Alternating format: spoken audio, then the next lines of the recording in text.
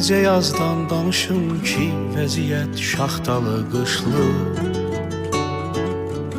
Necə mən bayram edim ki, bir ananın gözü yaşlı.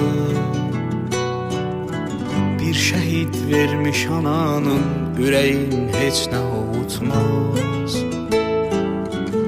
Onları heç kim unutmaz. Sigaret birbirinin ardına qəndən calanarmış.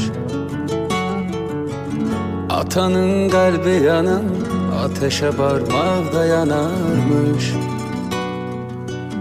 Bu yanan qəlbinə bir söz, nə də bir cümlə soyutmaz. Onları heç kim unutmaz. Onları heç kim unutmaz. Bu dərdi yazan sanmaq olar, odsuz bu qədər yanmaq olar.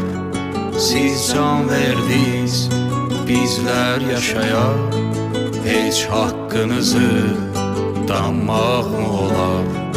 Bu dərdi yazan sanmaq olar, odsuz bu qədər yanmaq olar.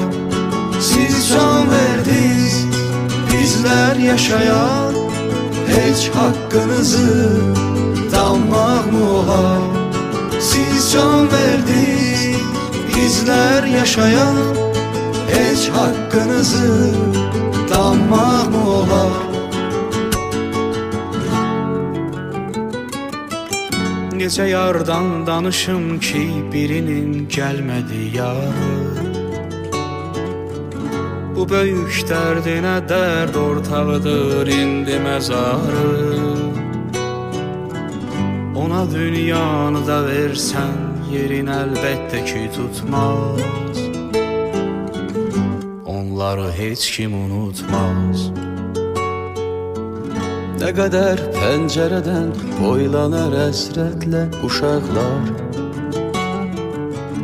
Üşüdər ruhunu hamının dolu gözlər, boş otaqlar. Uşaq ağlıyla nə bilsin ki, atam getdi qayıtmaz. Onları heç kim unutmaz. Onları kimsə unutmaz.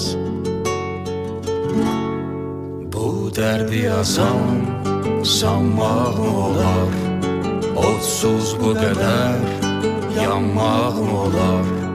Siz can verdiniz, bizlər yaşayaq, heç haqqınızı danmaq olar. Bu dərdi yazan sanmaq olar, odsuz